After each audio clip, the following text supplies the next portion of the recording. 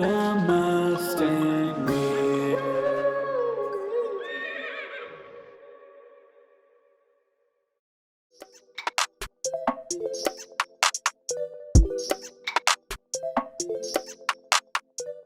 Bienvenue chez moi, chez Madame.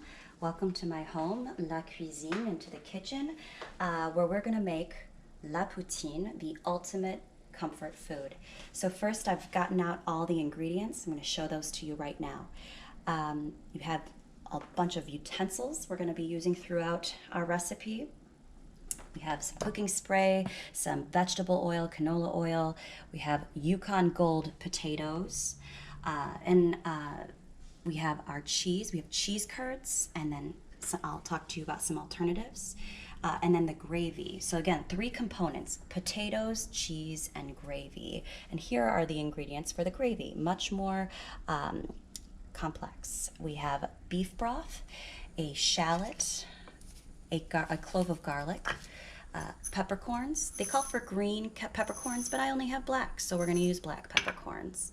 We're going to have ketchup, apple cider vinegar, Worcestershire sauce, and then we have some all-purpose flour and butter, which I'll explain what that's for later as well. So I'm going to get the oven preheated, and we're going to get started on our gravy. You're going to preheat your oven to 425. That seems to be the magical number to get those potatoes nice and crispy. Okay guys, so we are getting started on the gravy, which is the most technical and time-intensive part of the poutine. So if you look over here, I've of course washed my hands before handling any of the food. I've got 1 tablespoon of vegetable oil heating up in my saucepan, and I've gone ahead and minced a shallot and a small clove of garlic. So again, shallot is a type of onion. You can always substitute for an onion or use an onion in place of a shallot, but the shallot gives it kind of a little bit more delicate flavor than the sharpness of an onion. You want it fine, so chopped finely is what minced means, but it doesn't have to be perfect because you're going to be straining this out when we go to plate the food anyway. So what we're going to do with this, the shallot and garlic, is we are going to saute this for about 2 to 3 minutes until it is translucent, and that means just until not it browns, but we want it to cook and it really becomes fragrant. All right, so we are getting these shallots and garlic translucent. And does anybody know this is called sautéing? The verb is called sauter in French. Does anybody know literally what that translates to? Here's my hint. I'm trying to do that right now in the saucepan, but my other hint is it's what rabbits do. Yep, it means to hop or to skip. So that we have adopted that cooking term in to a regular part of our vocabulary when we cook. And so yeah, you can see it is starting to get that translucent, that nice color. It smells amazing. And I'm going to grab the other ingredients. Okay, I'm going to add the rest of the ingredients, well, most of the ingredients to the gravy. We have 4 cups of the beef stock. So you can roughly a box if you have a box. If you can find a box of beef stock, or this is beef broth. You can interchangeably use stock or beef broth. Okay, so this is 3 and 4. And it seems like a lot for just a couple servings of poutine, but this is going to reduce by a lot. So that's why we have so much. So we had 4 cups of the beef broth. Now we're going to grab our measuring spoons and doing half a teaspoon, so 2.5 ml of Worcestershire sauce. That's kind of a hard one, but this makes any gravy amazing. So hopefully you have that on hand. If not, it won't make or break, but it is pretty good. Then we're going to take the same. We're going to take 1 tablespoon of apple cider vinegar. Just put this directly in. And 2 tablespoons of ketchup.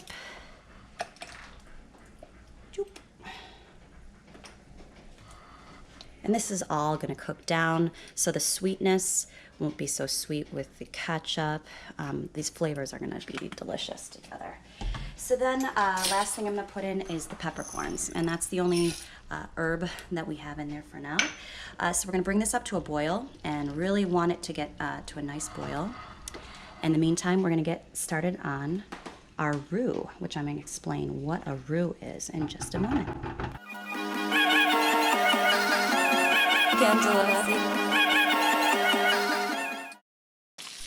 Okay, so guys, we are going to make a roux, and that's spelled R-O-U-X, and it is another French term that we use very frequently in our cooking, and it is. Does anybody know what a roux is for?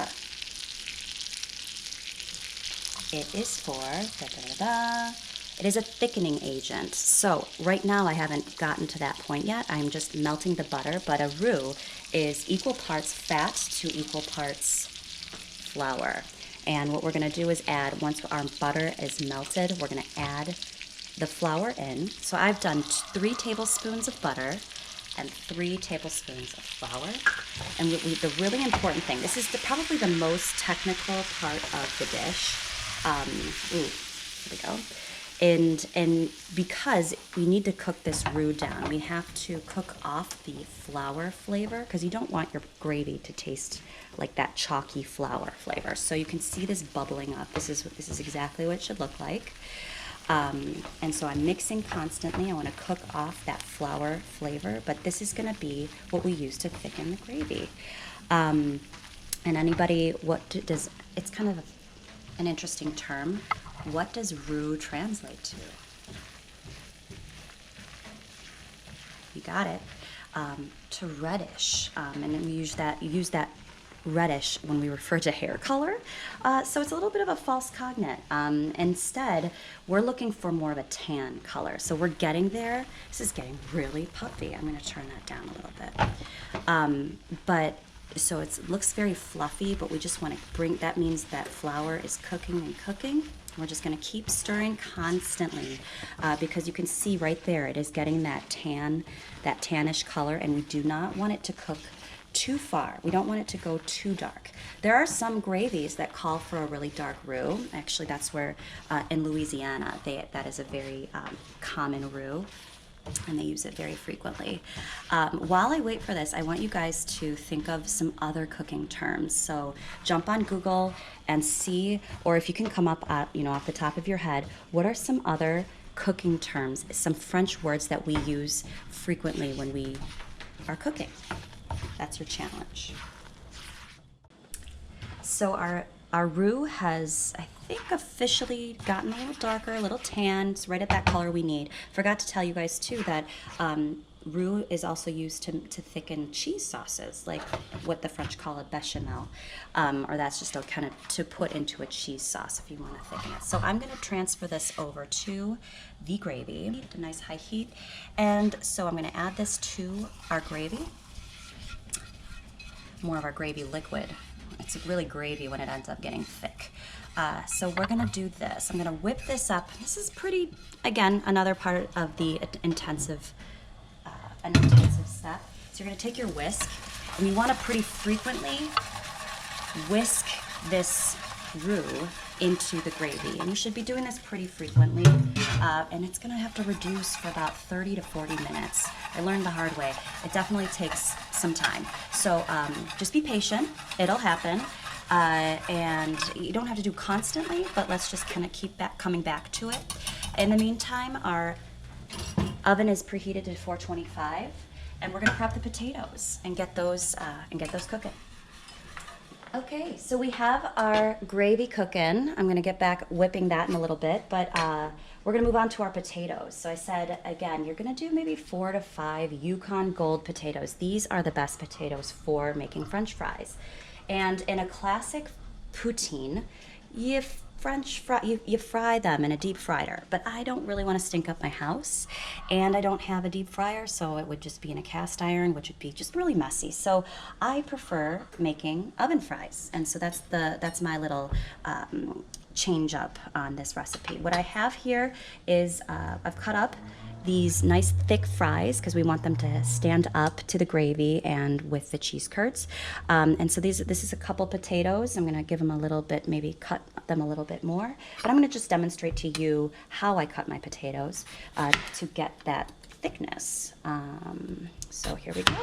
So you can see just probably about a centimeter, 2 centimeters, and we're just gonna cut them lengthwise, okay? And that's about what they're looking at. I like to keep on the skins because there are, this is not the healthiest dish, let's be honest, but there are some nutrients in a potato skin. That's where you get the only nutrients. Otherwise, it's a lot of just starch, right? So why, you might ask, why are we soaking these the fries, the raw raw potatoes? Does anybody know? Well, we soak potatoes to get the starch out. And when you get the starch out of the potato, that will make them crunchier. And that's what we want. We want crunchy fries. We do not want soggy fries. You may like soggy fries, but they're gonna get a little soggy already with the gravy. So we are gonna soak these, and what I've learned is you can soak them an hour, you can soak them for up to 24 hours, and the longer you soak, the crunchier they'll be. So if you have the time, prep them ahead of time and get them soaking. So what the next step I'll do, and you don't have to stick around for this, is I'm going to strain. So once we've gotten these, they're all chopped up, I'm gonna strain the potatoes, and with a clean towel, we are going to dry them. So meet me back in a second. Oh, actually, they're pretty good. Okay. So we're gonna pat these dry. We want these potatoes to be really dry before we put oil on them. Does anybody know? Again, I'm gonna ask, this is my little quiz question. Does anybody know why we want to have dry, we want to pat off all that water? Well, water, when it hits heat, what happens? It'll start steaming. And we don't want to have steamed fries because they will be soggy. So what we're gonna do is get these as dry as we can. You can use paper towel or just a clean towel, dish towel, which I've used here. And I'm gonna go ahead and use some cooking spray. I think you don't want these to stick. And that's also another benefit to rinsing your potatoes as well as possible, because the starch tends to stick to even a non-stick, for some reason, a non-stick cooking sheet. So here, oh, excuse me, I'm going to now toss these potatoes. Oh, I guess there's a little.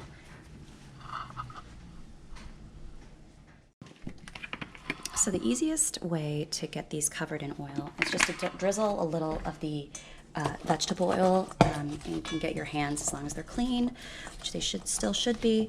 You want to get them all coated evenly with the canola oil, and we're going to spread them on just a very one level. We don't want them touching and overlapping too much, so that's why I have a couple cooking sheets, baking sheets here. So we are going to just spread these out. And another thing, you may be tempted to season your fries before you put them in the oven, but does anybody know, or does anybody know why we wouldn't want to season our fries, specifically with salt? Well, the salt, as I've learned, and I'm sure I learned this on some cooking show because I love the Food Network, is I've learned that when you put the salt on the fries and it hits the oven, again, it pulls the water out of the fry and then it steams them and you're gonna get a soggy fry.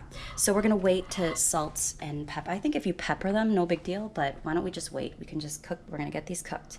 We're gonna put them in the oven at 425, and I think they're gonna take about 30 minutes, maybe 35, and you're gonna toss them every 15 or so minutes until they're golden. So I will get these in the oven.